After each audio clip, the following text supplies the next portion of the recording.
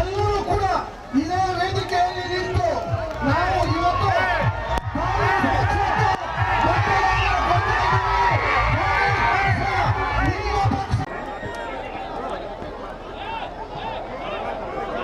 ಆತ್ಮೀಯ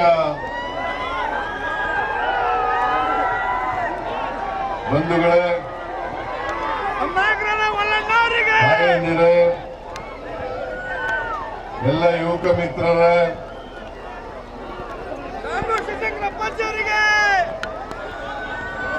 ಈ ಸಮಾರಂಭದಲ್ಲಿ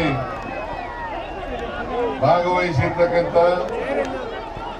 ರಾಜ್ಯದ ಉಪಮುಖ್ಯಮಂತ್ರಿಗಳು, ಪ್ರದೇಶ ಕಾಂಗ್ರೆಸ್ ಸಮಿತಿಯ ಅಧ್ಯಕ್ಷರು ಆದಂತ ಶ್ರೀ ಡಿ.ಕೆ. ಶಿವಕುಮಾರ್ ಅವರೇ, ನಮ್ಮ ಅಭ್ಯರ್ಥಿ ಸಮರ್ಥ್ ಅವರೇ, ಲೋಕಸಭಾ ಸದಸ್ಯರಾದಂತ ಶ್ರೀಮತಿ ಪ್ರಭಾ ಅವರೇ, ಜಿಲ್ಲಾ ಉಸ್ತುವಾರಿ ಸಚಿವರಾದಂತ ಎಸ್ ಮಲ್ಲಿಕಾರ್ಜುನ ಅವರೇ, ಇತರ ಎಲ್ಲ ಸಹೋದ್ಯೋಗಿ ಮಿತ್ರರೇ, ಶಾಸಕ ಮಿತ್ರರೇ, ನಮ್ಮ ಪಕ್ಷದ ಎಲ್ಲ ಮಿತ್ರರಿಗೆ ಹಾಗೂ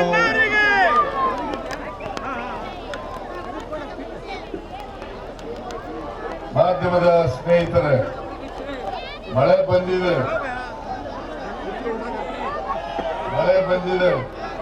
ಜಮೀರ್ ಅವರು 5ನೇ ತಾರೀಕು ಬರ್ತಾರೆ.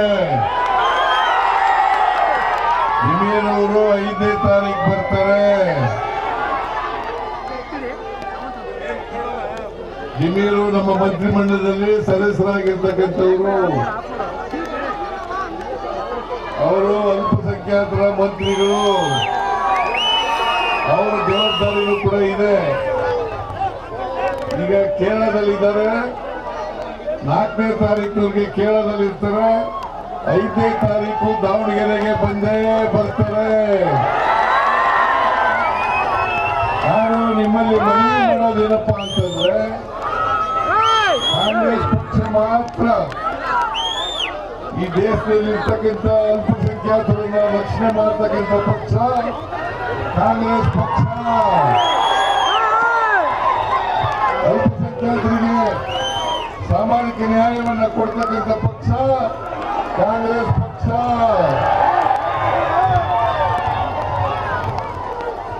ನಾವು ಸಂವಿಧಾನದಲ್ಲಿ ನಂಬಿಕೆ ಇಟ್ಟಿರ್ತಕ್ಕಂಥವರು. ನಾವು ಅಧಿಕಾರಕ್ಕೆ ಬಂದಾಗ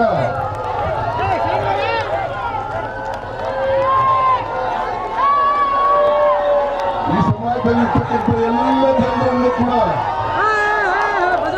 ಅವರು ಬಡವರಿರಲಿ, ಹಿಂದುಳಿದವರಿರಲಿ, ದಲಿತರಿರಲಿ, ಅಲ್ಪಸಂಖ್ಯಾತರಿರಲಿ, ಅವರೆಲ್ಲರೂ ಕೂಡ ಸಮಾನವಾಗಿ ಕಾಣ್ತಕ್ಕಂಥ ಯಾವುದಾದ್ರೂ ಪಕ್ಷ ಇದ್ರೆ ಅದು ಕಾಂಗ್ರೆಸ್ ಪಕ್ಷ. ಅದು ನಿಮ್ಮ ಪಕ್ಷ. ಕರ್ನಾಟಕದಲ್ಲಿರ್ತಕ್ಕಂಥ ನಿಮ್ಮ ಸರ್ಕಾರ. ಯಾರೇ ಏರಿಯಲ್ಲಿ ಕೂಡ ಕೇಳಕ್ ಹೋಗಬೇಡಿ. ಪಕ್ಷೇತರಿಗೆ ಮತ ಹಾಕ್ಬೇಡಿ. ಇಬ್ರಾಹಿಂ ಅವರು ಅವ್ರ ಮಗನ ಮುನುಗುಂದದಲ್ಲಿ ಜೆಡಿಎಸ್ ಇಂದ ನಿಲ್ಲಿಸಿದ್ರು. ಪರಿಣಾಮ ಏನಾಯ್ತು? ಸಿಎಂ ಇಬ್ರಾಹಿಂ ಅವರು ಅವ್ರ ಮಗನನ್ನ ಮುನುಗುಂದದಲ್ಲಿ ನಿಲ್ಲಿಸಿದ್ರು. ಪರಿಣಾಮ ಏನಾಯ್ತು? ಒಟ್ಟಾರೆ ಪರಿಣಾಮ ಬಿಜೆಪಿ ಗೆಲ್ತು. ಬಿಜೆಪಿ ನಿಮ್ಮ ವಿರೋಧಿ, ಹಿಂದುಳಿದವರ ವಿರೋಧಿ, ಅಲ್ಪಸಂಖ್ಯಾತರ ವಿರೋಧಿ, ಮಹಿಳೆಯರ ವಿರೋಧಿ, ಕಾರ್ಮಿಕರ ವಿರೋಧಿ. ಅವ್ರು ಯಾವ ಕಾರಣಕ್ಕೂ ಕೂಡ ಬಿಜೆಪಿ ಅಧಿಕಾರಕ್ಕೆ ಬರಬಾರದು. ಅಲ್ಲಿಂದ 9ನೇ ತಾರೀಕು ಉಪಚುನಾವಣೆ. ಈ ಉಪಚುನಾವಣೆಯಲ್ಲಿ ತಾವೆಲ್ಲರೂ ಕೂಡ ನಿಮ್ಮ ಪಕ್ಷವಾದಂತ ಕಾಂಗ್ರೆಸ್ ಪಕ್ಷಕ್ಕೆ ಕಾಂಗ್ರೆಸ್ನ ಅಭ್ಯರ್ಥಿಯಾದಂತ ಸಮರ್ಥ ಅವರಿಗೆ ತಾವೆಲ್ಲರೂ ಆಶೀರ್ವಾದ ಮಾಡಬೇಕು. ಕಾಂಗ್ರೆಸ್ ಪಕ್ಷ ನಿಮ್ಮ ಪಕ್ಷ. ನೀವು ಸ್ವಾತಂತ್ರ್ಯ ಬಂಧುವಿನ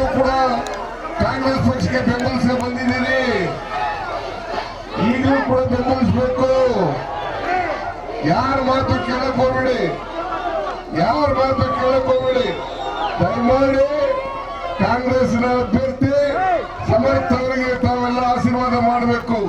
ಹೇಗೆ ಶಿವಶಂಕರಪ್ಪನವರನ್ನ ಗೆಲ್ಲಿಸಿದ್ರೆ